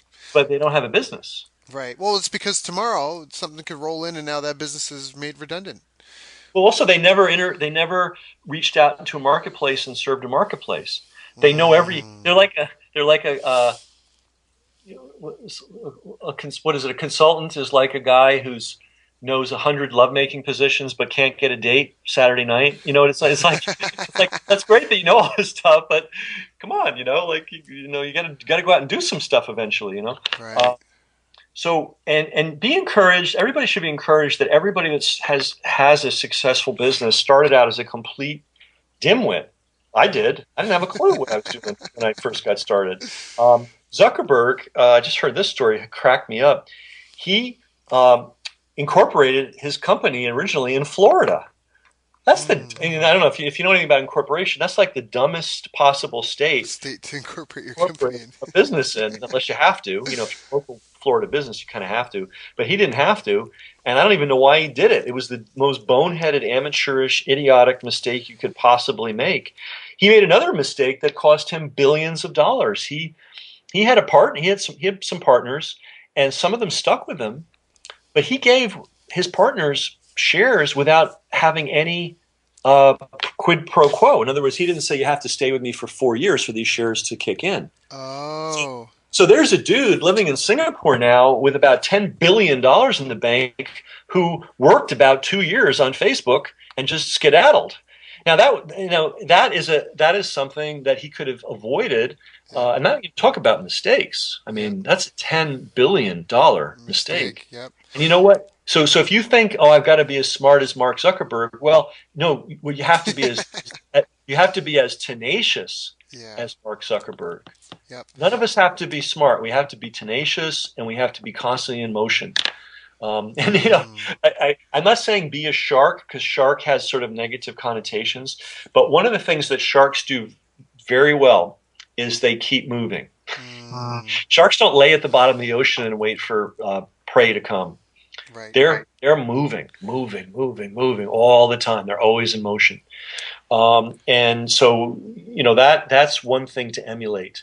Um, That's a yeah. So we really good one. Yeah. Nope, I think that's right. And it just keep applying so many like keep moving, keep applying solutions, keep progressing. Because it's just like with your Mark Zuckerberg example, you can't know like you're inevitably going to make mistakes. You hope and you that's part of why you educate yourself and you surround yourself with people smarter than you so you can try to avoid those mistakes, but ultimately you just have to accept the fact that mistakes will be made, but your only alternative is to do nothing, and that is death. I mean, that's the antithesis of growth. So you have to keep moving forward and just like we talked about here, just but try and start small. And I think this kind of goes back to a copywriting tenet, but that's where Claude Hopkins, let the thousands tell you what the millions will do. Let the small group of customers tell you how the large group of customers will react. So instead of trying to scale so big so fast and being really focused on quote unquote sucking money out of a marketplace, you focus first on getting customers, really serving them, and then growing with what works. exactly. And I think we actually covered some pretty deep things in this call, Oh yeah. and I recommend that people maybe loop this thing and just listen to it over and over. Yeah. Honestly, I want to I'm not just saying that. I think it's important. Yeah. Um, No, I think we covered. I already know. I want to go. I've been alternating from taking notes to like, oh, I should be listening. Like because I was like, wow, that was really profound. I'm taking notes for myself, even in the margin of my notes, like my interview questions here. So, no, there's definitely a ton of value. Ken, there always is. Every time we talk or every time I hear from you or any of your audios, there's so much value. It's why I knew I wanted to interview you. So, what do you? I really do appreciate coming to the call. Let's talk a little bit about what you have going on right now. What's happening in Ken's world? What are you working on? What are you passionate about these days? well, I was doing large events. They started out as small events, but they became large events. By the way, my first internet marketing seminar, before the famous one in '94, I think we had 12 guys. Hmm. And Bettina made lunch, for all of us. That was the first one. Then we got up to 400 or 500 people at a clip, and that we did our last one in 2011. Yep. Um, I that we named it the system in 2002. Before that, we didn't have a name. We just got together and did things. And we started the system, and so 2011 was the last one. Putting on big events is a big deal. It's a good thing to do. Requires a lot of infrastructure and good management and all that kind of thing. But it's a very powerful thing to do. If you're looking for a way to distinguish yourself in a market, Mm. and you can figure out how to get all the players in that market in one place at the same time, I mean that'll put you on the map faster than 10,000 great emails and any AdWords campaign and any SEO. I mean it puts you to the top of the class really fast. Mm. But I did pretty well. I'm pretty financially conservative. I didn't go out and buy a Maserati or whatever it is you're supposed to do when you make money. I just stacked it up, and at 2011, I guess, which was the last one, or 2010, I looked at everything and said, I really don't have to work anymore if I don't want to. So I decided, 2011 is going to be the last big event. But as you can see, I really like marketing. I really like helping people with these issues. And so I still have my system club, and the system club used to be just graduates of the system seminar. Mm-hmm. And it was kind of a secret club. I didn't advertise it. The idea is if you'd gone through one of my trainings, then you were prepared to really be a good system club member. And I want good members. I just don't want numbers. I want smart people in the club, or educated people, or people who have their heads screwed on right. You may not know much, but if your head's screwed on right, I'd rather have you than a smart guy who's got his head screwed on wrong. So we had the system club.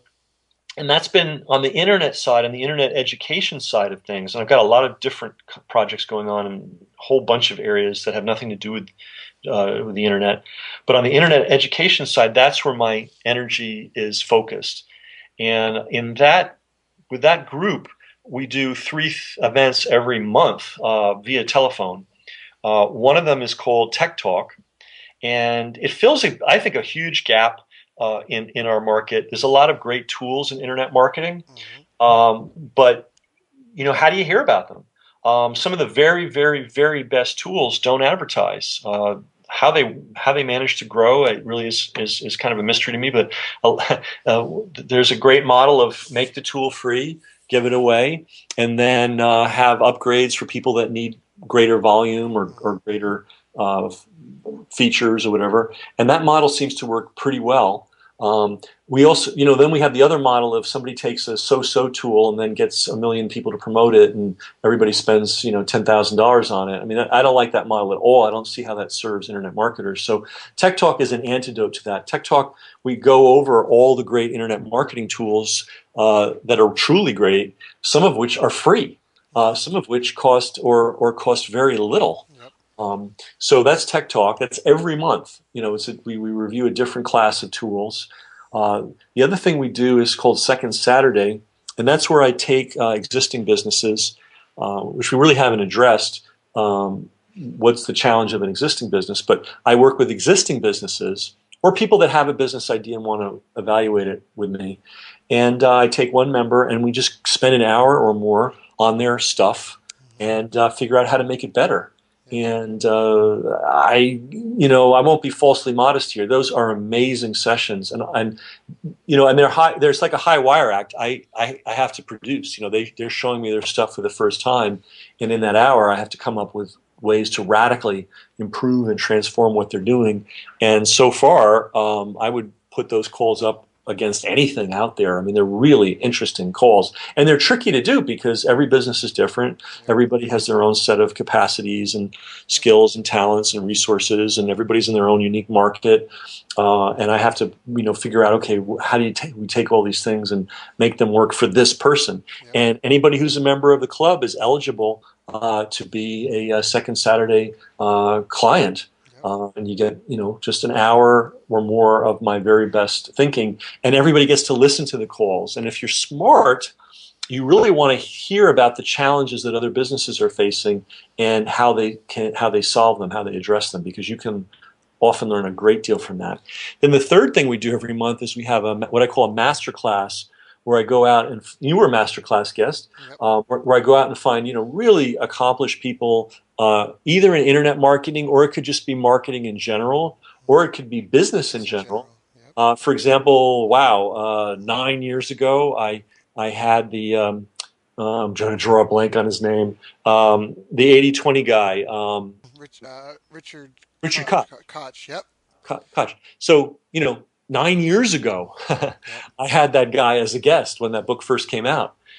So if people had been listening, they would have had the benefit of the 80-20 stuff that Perry is teaching today. They would have had it 9 years ago. So we reach beyond and this is the theme of even our call today. I don't just stick in the narrow internet marketing ghetto, you know, and just focus only on like three guys. Yep.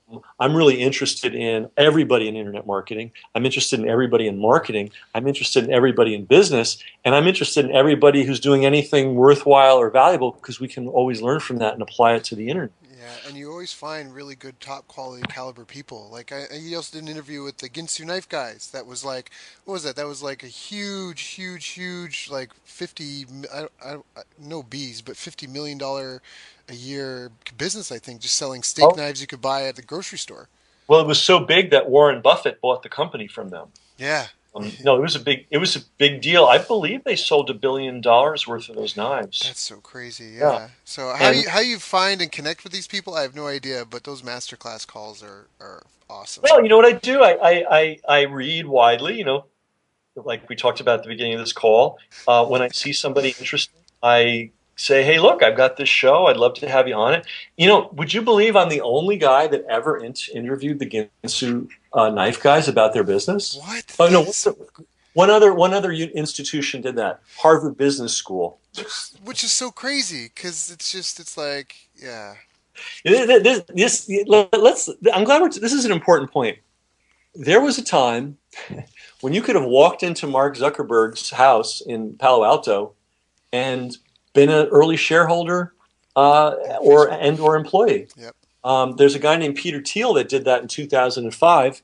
He put up 100 grand for 10% of Facebook. Wow. Why was he? And he may say, "Well, I don't have 100 grand," but get the principle. He put up 100 grand, and it paid him $10 billion. Yep. I'll do Yeah. that. I'll do that all day. All day, every day. Yeah. But let me say something. There was no guard at the door saying you can't come in and give me $100,000. Yep. Obviously, there wasn't because He did. Zuckerberg was very happy to get that $100,000 back then, Hmm. and he wasn't hiding. He wasn't an obscure, unknown character. He'd already built this big college, university. It was successful on the college level. It was very well known. All the college kids knew about it. Yep. So and then the guy that created Napster, who is now behind Spotify. Oh, and also, by the way, was a Facebook founder and also cashed out with about a billion. There was a time when he had a rough patch. Napster, hit some really hard spots, and he actually has had a lot of rough patches in his life. And there have been times when you could have just knocked on his door and been a friend, and gotten his ear and added him to your network. Even after he was world famous because of Napster, because then Napster crashed and burned, and it really affected him Yep. very negatively. So this idea that networking is hard and oh my God, the effort, well, I don't know. Is it really hard, or are you lazy, Yeah, but it's like or is your vision short? I always say that when people say things are hard, I'm like, compared to what? Like, really? Like, it's life. Like, that's something that's a pet peeve of mine. I sometimes don't show up when people complain. Yeah, but it's difficult. It's hard. I mean, we all struggle. We all procrastinate. We all are dilatory. But it's like compared to what? Like living life is hard. You have to, it's survival. Like, what are you going to compare it to? Non-life, non-existence. So it's just a matter of just making a decision and a commitment that, all right, this is what I'm going to do. And it's just like you said, a lot of these people, you might think that they're inapproachable, but it sounds like a lot of these people, they're not behind steel bars, they're not behind a giant wall. There's just this indifference of people that just couldn't care to ask. Yeah, I mean, it's too late to knock on Mark Zuckerberg's door. I mean, now there is an iron bar, but Right. but there were years where you could have just been part of that. Yep. Um, yeah, I mean, yeah, I think that's why we see very often that immigrants come to North America, whether it's to Canada or to the United States, and some of them are incredibly industrious. They build successful businesses at a higher rate than native-born people. Yep. And why is that? Well, think about it. You're in India or Pakistan or Russia or Bulgaria or wherever the heck you are. Yep. You leave your country. Yep. You leave all your friends. You leave all your support networks. Yep. You leave your native language. You're kind of like a Viking who's burned his boat on the shore. The Vikings Yep. used to do that.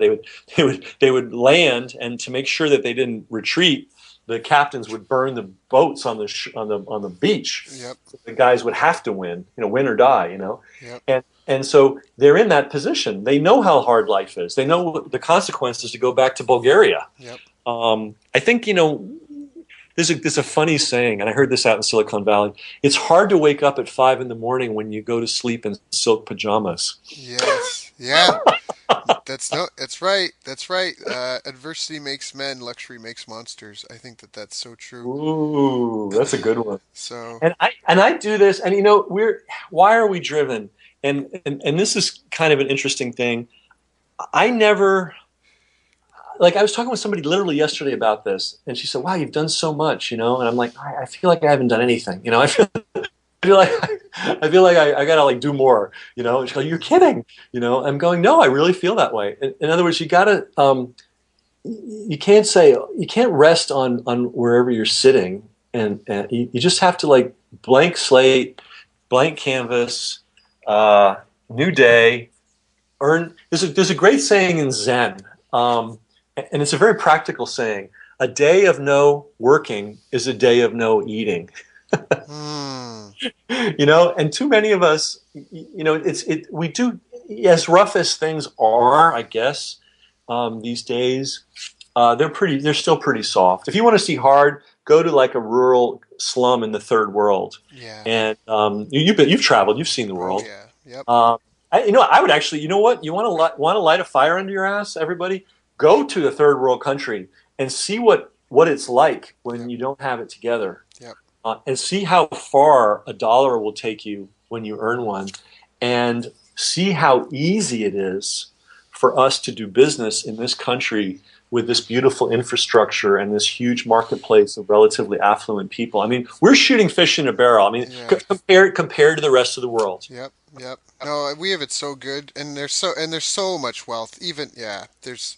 I could go on for days here. I mean, people that are wealthy in America, they're part of the top echelon in the world, and it doesn't even take that much to get there. So, um, but I think it does come down to even just the mindset part. So it's almost because it's so easy, some people get lazy, and they just want it all in that in the pill essentially. Where's that Oh, you know where's what? that get rich pill? And boy, if you could sell one, everyone would buy it. But something that's really important when I started even getting involved in the internet in '93 and '94, I already had a business. It was a pretty good business. It was not bad. Hmm. And so the way I worked was I would spend about 8 hours a day on that business. I'd have dinner, and then I'd work another 8 hours on my internet stuff. Mm. And I did that for at least a year and a half before the internet stuff started to get enough traction that I could sort of start fading down the other, involvement with the other business. So Mm. that's a 16-hour day. Now, you can't do that forever, Nope. nor should you do that forever. But that's the second phase. We talked about wandering in the wilderness. The Yep. second phase is when you get your direction and you know the market and you know what you're trying to accomplish, then you cease to be a normal human being. Yep. you you Corey Rudel, great Canadian, great internet marketer. He had his he had his desk at the end of his bed, so he literally would wake up in his pajamas, walk to his desk, and get to work. Yep. In the early years, obviously that's not something that you can sustain, but this is an important thing. The idea that you can get there without a period of just complete hair on fire, around the clock, not hanging out with the buddies, not watching TV. Just this is it. This is what you're doing. You're eating, drinking, breathing, and working. Yep. That is kind of a necessary rite of passage that you kind of need to get the critical mass to have a business that you can actually live on. And even if you're doing all the right things, you have the same thing as well. Like it's not that you're doing something wrong if you get put in that case. Even if you have all the automation, all the tools, I mean, if you're really committed to it, you're going to be like that regardless because even with all the automation and the scalability and it's all digital delivery or whatever your business is, there's still going to be problems. You're still going to be wanting to fan the flames and when it's on and you like that's you need to just eat more, sleep less, and just get the work done and grow this thing while you can. um Yeah, because the winds blow and winds die down, and if you're lucky enough to catch a wind, wow, stay up all night and keep the sails up. And think about, I mean, not the selling sales, but the sales of the ship. Think about the Silicon Valley guys. They've got all the technical prowess in the universe. I mean, they have like on-site staffs of coders. Yep. They're working like that Yep. in the critical mass stage in the phase two. Phase one is figuring out what the heck you want to do. Phase two is you found what you want to do. You're getting a good feedback from the market. You see what to build and what to market. Now is when you go nuts. Yep. And how long do you do that? You do that until there's enough money coming in that you can start hiring people to take over pieces of it. Mm. Because well, the ultimate goal, and Daryl, you're really good at this, is you've got the people in India doing development. You've got the assistant in Pakistan managing your meetings and all that kind of thing. Now, that's something that you can't do on day one of your business. Right. You need revenue coming in to do that. But Right. that's the third stage, which is getting people to do not to diminish anybody's efforts, but it's grunt work. It's work that any one of thousands of people on the planet can do, Right. so that you're free to think and to continue to research and to continue to network and to continue to draw in new ideas and reform them into things that you can use to take the business further, Yep. which is what we really get paid for. We get paid for thinking. I know it scares people, but we get paid for thinking and executing. Yep. Yep. Not for coding, not for transcribing interviews, not for setting up autoresponders, or Facebook campaigns. That is a commodity you can hire. But what you can't hire is the drive and the kind of mind that's always absorbing new information and transforming it into action. Right. Right. Right. So well said, Ken. Thank you. That's awesome. Well, this has been quite the interview. We've covered so much. It's been nonstop, just all this meat. Ken, I want to appreciate you for your time today. If people want to reach out and get in touch with you, they can go to thesystemclub.com. Is there any other way they can reach you that you'd like to mention as well? It's the most efficient way. I kind of, like this is how I met you. Yep. Um, and because there's everybody, you're at different positions in your career at different points. So when you're starting, you have a lot of time, more time, let's say, and, or the ratio of people that want to talk to you versus the number of people you can talk to is kind of manageable when you're getting started. Right. In fact, it might even be negative. You Yep. might wish there were more people that wanted. But Yep. now I'm in a phase where if I open the floodgates, I'd have 10,000 people emailing me. Yep. So I'll be frank. The System Club is kind of a filter between who's taking this seriously and who's not. Yep. If you're a club member, I'll do anything for you. That I can. Yep. Um, but if you're not a club member, it's like, gee, if you're not serious enough to be a club member, then Yeah. what is this? It's not that much money either. I owe so much of my training education to the System Club, so that's definitely why I wanted to have you on here, and I fully endorse it by all means. I mean, there's just so much value and content there, just in people to connect with, years and years and years of training and education and stuff that, the article might be, or the recording might be 3 years old, 5 years old, but no one's still doing it today. I mean, when I was with my martial arts school, I was dominating my local industry with stuff that was like 2, 3 years old in your archive. I mean, it's so worth it. It's yeah.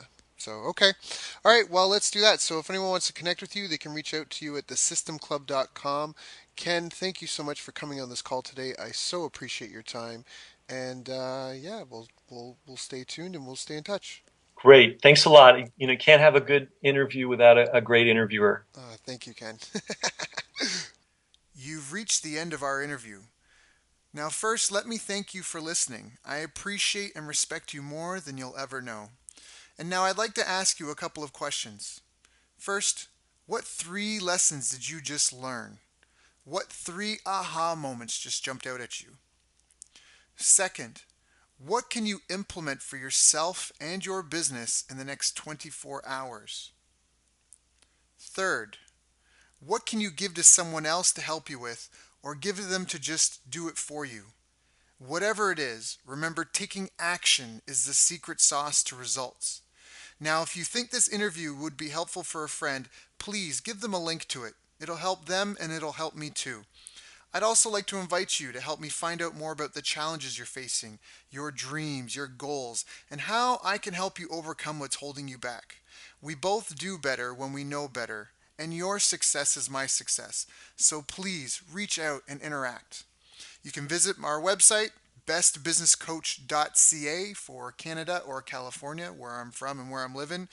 You're welcome to also try out one of our paid programs. You can find us on YouTube, Facebook, and pretty much every other social media channel you can think of. You should also subscribe to the podcast, and if you're enjoying them, please leave us a nice review. It really helps. That's all for now. Once again, thank you. Take care of yourself and remember the world needs the best business you can build. And I believe in you.